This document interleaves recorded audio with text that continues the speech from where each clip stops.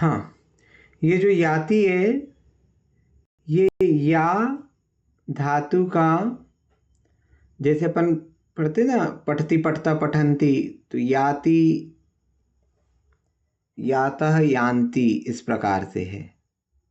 ठीक है, तो या धातु के रूप चलते या का अर्थ होता है जाना या होना, है ना। तो याति अदीर्घ दीर्घताम याति, तो अदीर्घ, अदीर्घ मतलब जो दीर्घ नहीं है, दीर्घ नहीं है मतलब क्या है, वो ह्रस्व है। तो अदीर्घ दीर्घताम, दीर्घ है ना, अदीर्घ दीर्घताम याति, तो या का एक अर्थ क्या है, प्राप्त होना, है ना। तो अदीर्घ दीर्घताम, तो दीर्घता को याति प्राप्त होता है। अदीर्घ दीर्घता को प्राप्त होता है। नास्ति दीर्घस्य दीर्घता, नास्ति ना धन अस्ति, ना धन अस्ति, तो ये हो गया नास्ति ना धन अस्ति। यहाँ पे कौन सा सूत्र लगा, समाना सवर्णे दीर्घी भवति परश्च लोपम, यही सूत्र लगा। ना में अकार है और इसके परे भी अकार है, ये दोनों में इसका हुआ दीर्घ और पर का हुआ लोप, तो ये नास्ति हुआ। नास्ति मतलब नहीं है ना, नहीं होता। दीर्घस्य, दीर्घस्थ ये क्या है, षष्टि का एक वचन, तो दीर्घ का, है ना, षष्टि का क्या होता है, षष्टि काके की, तो दीर्घस्य दीर्घ का दीर्घता, है ना, तो दीर्घ की दीर्घता नास्ति नहीं होती। क्या कह रहे हैं ये, अदीर्घ दीर्घता को प्राप्त होता है और दीर्घ की दीर्घता नहीं होती। अदीर्घ मतलब ह्रस्व, तो इसका अर्थ क्या होगा कि ह्रस्व है वो दीर्घ हो जाएगा, है ना, और दीर्घ जो है वह दीर्घता उसकी नहीं होती। समझे, इसका अर्थ क्या निकला, जैसे अपन ने ऊपर देखा था कि ये जो अदीर्घ है दश धन आनन, तो अदीर्घ क्या हो गया, ये दीर्घ हो गया, ह्रस्वा का दीर्घा हो गया, और जो पहले से ही दीर्घ है महाधन आलय, तो नास्ति दीर्घ से दीर्घता, तो दीर्घ ये आ दीर्घ है तो इसकी दीर्घता नहीं होती, अर्थात इसमें कोई परिवर्तन नहीं होता। फिर आगे क्या कह रहे हैं वो, पूर्वम दीर्घ स्वरम दृष्ट्वा, पूर्वम दीर्घ स्वरम है, तो यहां पे देखिए दृष्ट्वा का अर्थ होता है देखकर, दृष्ट्वा का अर्थ देखकर, पूर्वम दीर्घ स्वरम, तो दीर्घ स्वर कैसा, जो पूर्व में है, तो यहां पे देखिए द्वितीय विभक्ति है दीर्घ स्वर को, कहां पे है वो दीर्घ स्वर का विशेषण क्या है, पूर्व में, मतलब पहले, तो पूर्व दीर्घ स्वर को देखकर परलोपो विधीयते, परलोपो विधीयते, तो पर का लोप, परलोपो यानी पर का लोप, पर का लोप यानी जो बाद वाला है उसका लोप, पर का या जो बाद में है पर का लोप, विधीयते, विधीयते यानी करना चाहिए। ठीक है, तो क्या है इसका श्लोक का अर्थ, अदीर्घो दीर्घताम याति, अदीर्घ अर्थात ह्रस्व दीर्घता को प्राप्त होता है। नास्ति दीर्घस्य दीर्घता, दीर्घ की दीर्घता नहीं होती। पूर्वम दीर्घ स्वरम दृष्ट्वा, पूर्व में दीर्घ स्वर को देखकर, पर कालो पर लोपो विधीयते अर्थात पर का लोप करना चाहिए, तो यही अपन ने यहाँ किया। पूर्व दीर्घ स्वरम दृष्ट्वा दयाधन अर्णव, तो पूर्व में दीर्घ स्वर को देखा तो पर जो है इसका लोप कर दो, है ना। पूर्व में दीर्घ स्वर को देखा महाधन आलय, तो पर का लोप कर दो, है ना। इसमें भी इसी प्रकार से, ठीक है। तो ये श्लोक जो है ये क्लियर हो गया।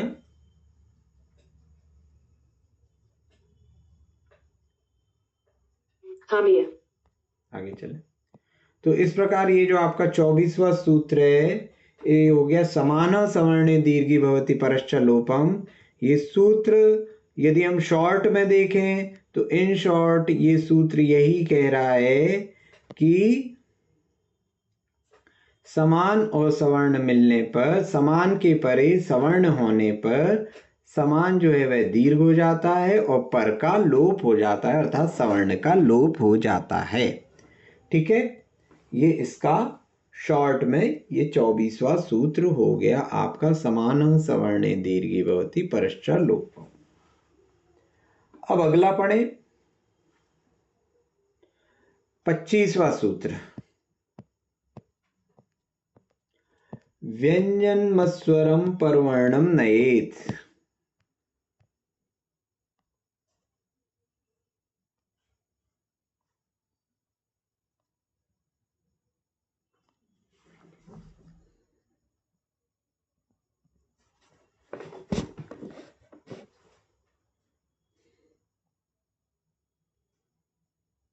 व्यंजन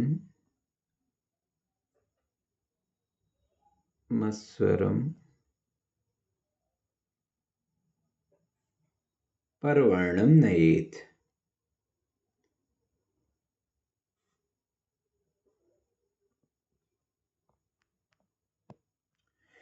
इस सूत्र का अर्थ क्या है? इस सूत्र का अर्थ है व्यंजनम अस्वरम। ठीक है, व्यंजनम अस्वरम परवर्णम नयेत। तो अस्वरम व्यंजनम, अस्वरम यानी स्वर के बिना, स्वर रहित जो स्वर के बिना व्यंजन है, स्वर रहित व्यंजन। व्यंजन कितने हैं अपने? 33 व्यंजन थे, है ना। तो स्वर रहित व्यंजन ये जो 33 व्यंजन है, परवर्णम नयेत, परवर्णम नयेत अर्थात परवर्ण को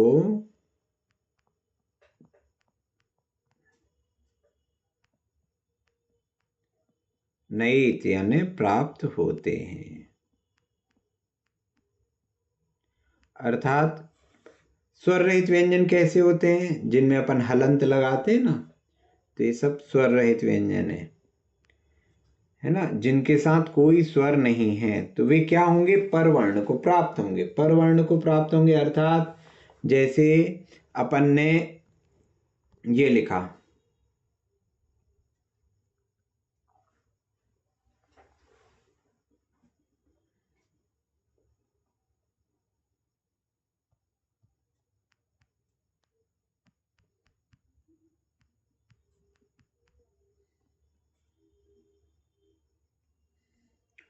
अब इसमें हमने लगाया व्यंजन मत्स्वरम परवर्णम नयेत, व्यंजन मत्स्वरम परवर्णम नयेत।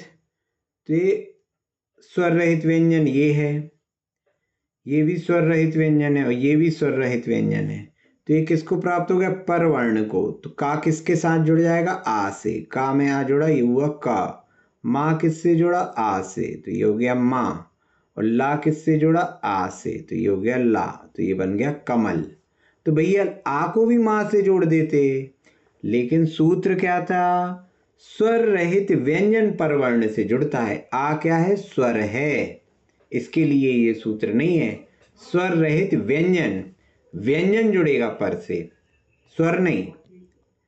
अब अगर मान लो हम यहां लिखते का धन श धन,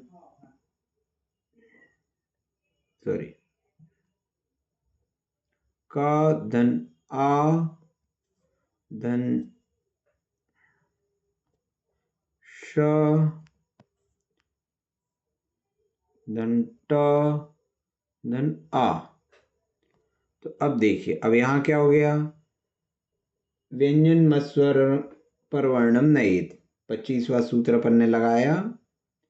तो क्या हो गया, स्वर रहित व्यंजन कितने, क, श, ट, तो ये पर को प्राप्त होगा, श भी परवर्ण को जाएगा, टा स्वयं में स्वर रहित व्यंजन है तो ये भी पर को जाएगा।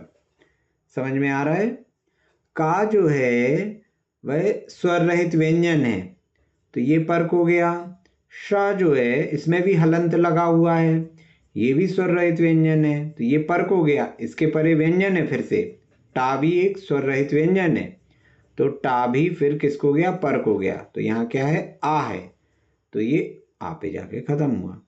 तो अब ये क्या हो जाएगा, तो ये का आ से जोड़ा का हो गया, शा टा से जोड़ा तो शा जोड़ा टा से और टा जोड़ा आ से, तो ये हो गया कष्ट। समझ में आया भैया? जब ये स्वर से जुड़ जाता है तो उसको स्वर सहित व्यंजन तो नहीं बोलते अपन कभी? स्वर सहित व्यंजन है ना वो, मतलब ऐसा ऐसा बोलते नहीं है ना, लेकिन कि ये स्वर सहित व्यंजन है। व्यंजन तो व्यंजन है ना अपने आप में, जिस हाँ व्यंजन तो व्यंजन है ना, लेकिन यहाँ पे यदि इसका अनतिक्रम्यन विश्लेषित करेंगे तो स्वर अलग हो जाएगा। तो वो तो अपन को देखने में समझ में आ ही रहा है कि ये स्वर सहित है ना। बाकी मतलब कभी उसकी विवक्षा होगी कहीं पे तो कहेंगे भी कि स्वर सहित व्यंजन। अभी विवक्षा में जो मूल रूप से अपन बात कर रहे हैं वो स्वर रहित व्यंजन की कर रहे हैं, तो स्वर रहित व्यंजन की विवक्षा कर रहे हैं इसलिए स्वर रहित व्यंजन कहा जा रहा है ना। जब स्वर सहित की होगी कहीं पे तो स्वर सहित की भी होगी।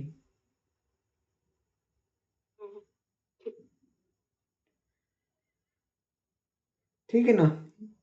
तो अपन अभी तक क्या सूत्र लगाते थे, अनतिक्रम्यन विश्लेषित 23वां सूत्र लगा के ब्रेक करते थे, और फिर उसको अब जोड़ेंगे काहे से, व्यंजन नस्वरम परवर्णम नए 25वां सूत्र लगा के अपन उसको जोड़ेंगे।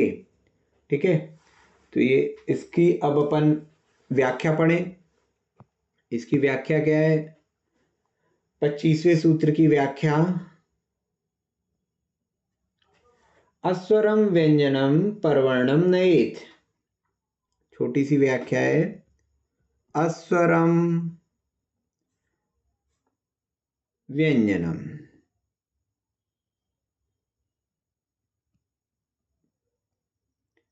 तो व्यंजन, व्यंजन का विशेषण क्या है, अस्वरम। तो अस्वरम यानी स्वर रहित, है ना, स्वर के बिना व्यंजन, तो स्वर रहित व्यंजन परवर्णम नयेत। परवर्णम, परवर्णम यानी परवर्ण को,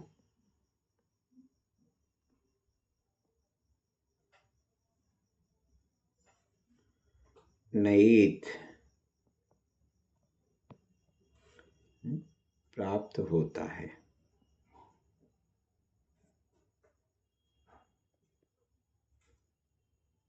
ठीक है, स्वर रहित व्यंजन परवर्ण को प्राप्त होता है। ठीक है, इसके आगे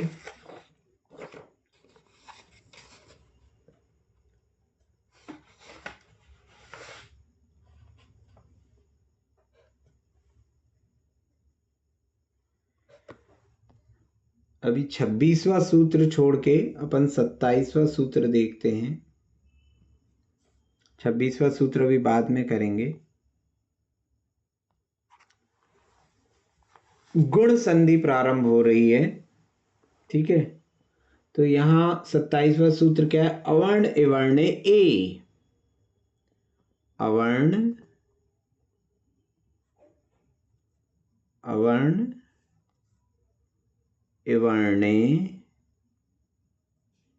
ए, अवर्ण एवर्ण ए, तो ये सूत्र क्या कह रहा है कि अवर्ण, अवर्ण अपन ने, है ना, पूर्व में पढ़ा था कि वर्ण अर्थात दोनों, और कार में एक को लेते हैं, है ना। ये अपन ने सूत्र क्रमांक सूत्र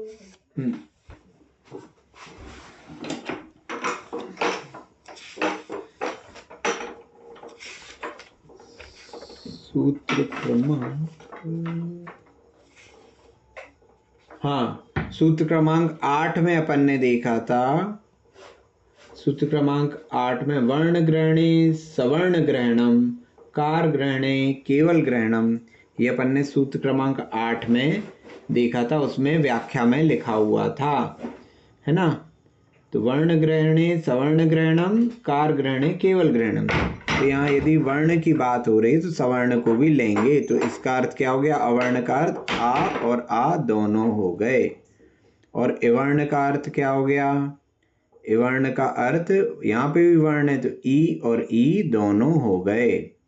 तो इस सूत्र का अर्थ है अवर्ण अर्थात आ या आ, ह्रस्व आ या दीर्घ आ, इसका योग यदि होगा ह्रस्व ई या दीर्घ ई से, है ना, तो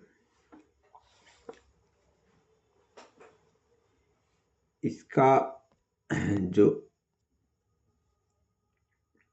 अवर्ण है ये हो जाएगा ए, और इसका हो जाएगा लोप।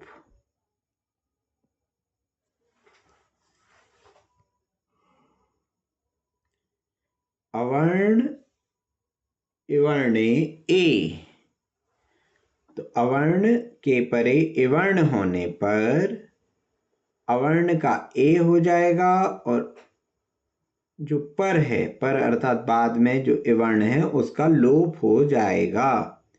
उदाहरण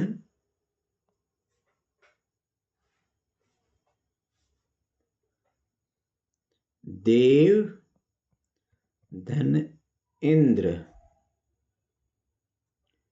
है ना, देव धन इंद्र, तो हमने सूत्र क्रमांक 23 लगाया, अनतिक्रमण विश्लेषिए, सूत्र क्रमांक 23 लगाया, तो दा धन ए धन वा धन आ, और इंद्र का क्या हो जाएगा, ई धन ना धन द धन र धन आ, ठीक है। तो योग किस किस का हो रहा है, आ के साथ ई का योग हो रहा है। तो यहाँ सूत्र क्या कह रहा है, अवर्ण हो और अवर्ण के बाद इवर्ण हो, तो अपना योग किस किस का हो रहा है, योग यहाँ पे हो रहा है अवर्ण का, और अवर्ण के बाद है इवर्ण, तो आ और ई का योग हो रहा है, तो आ धन ई हो रहा है। तो यहाँ पर क्या कह रहे हैं वो, कि अवर्ण के स्थान पे ए होगा और पर का लोप होगा, लोप होगा अर्थात ये ई का लोप हो जाएगा, ई चला और आ के स्थान पे ए हो जाएगा, तो ये क्या हो जाएगा, अब यहाँ पे ये ई का हुआ लोप और आ के स्थान पे क्या आ गया, ए, तो अब आपकी स्थिति क्या बनी, आपका हो गया दा धन ए धन वा धन ए, है ना। अब ई का लोप हो चुका है, आ के स्थान पे ई आ गया है, ए आ गया और ई का लोप हो गया है, तो ए धन ना धन दा धन रा धन आ, ठीक है।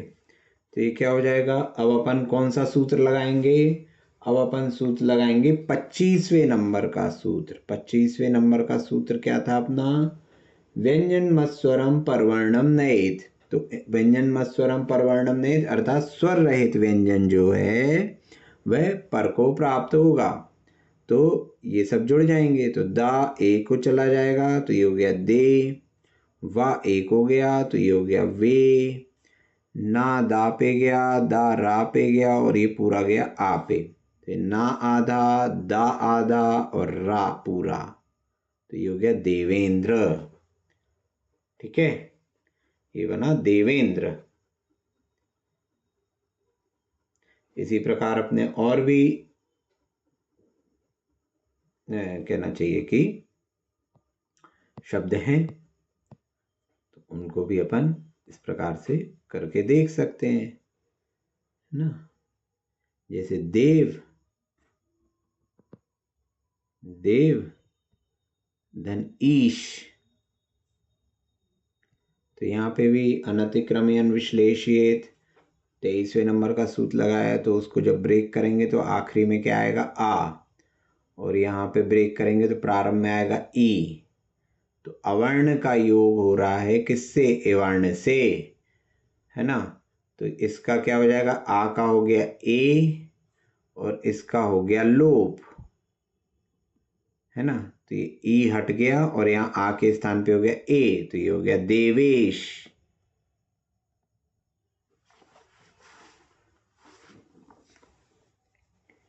ठीक है, तो इस प्रकार अपन ये जो 26वां सूत्र है इसकी 27वां सूत्र है, अवर्ण एवर्ण ए। ठीक है, तो अवर्ण एवर्ण ए, इस सूत्र की मूलतः क्या हुआ, यहां पर अगर अपन देखें तो ये था अवर्णः और उसके बाद था एवर्णे, ए। एवर्णे में लगा सप्तमी का एक वचन, अवर्णे में लगा प्रथमा का एक वचन, तो ये विसर्ग कहाँ गया, इस विसर्ग का हुआ लोप, है ना। अपन ने सूत्र पढ़ा था कि अकार, अकार के परे विसर्ग और विसर्ग के परे नामी, है ना। तो विसर्ग का लोप हो जाता है।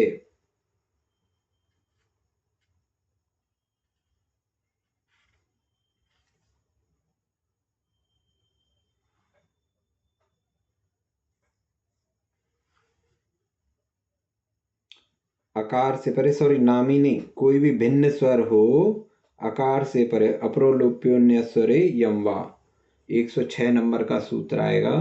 तो अकार से परे विसर्ग का लोप हो जाता है अथवा या हो जाता है अकार से भिन्न अन्य कोई स्वर आने पे। तो यहाँ पर ने क्या पढ़ा था, अकार, अकार से परे विसर्ग और विसर्ग के परे अन्य स्वर, अन्य कोई भी स्वर आएगा अकार को छोड़कर, तो विसर्ग का दो कंडीशन बनेंगी, या तो लोप होगा या फिर यकार होगा, तो इनमें से कुछ भी हो सकता है। ठीक है, तो ये कंडीशन यहाँ बनती है। तो यहाँ पर इन्होंने लोप किया क्योंकि अकार के परे विसर्ग था, विसर्ग के बाद अन्य स्वर ई था, तो अवर्ण के विसर्ग का उन्होंने लोप कर दिया। तो अवर्ण एवर्ण ए, ये सूत्र ऐसे बना था। इसकी जो व्याख्या है वो अपन कल पढ़ते हैं। अभी के लिए इतना ही। सभी को जय जिनेंद्र। जुनवाणी स्तुति कर लेते हैं।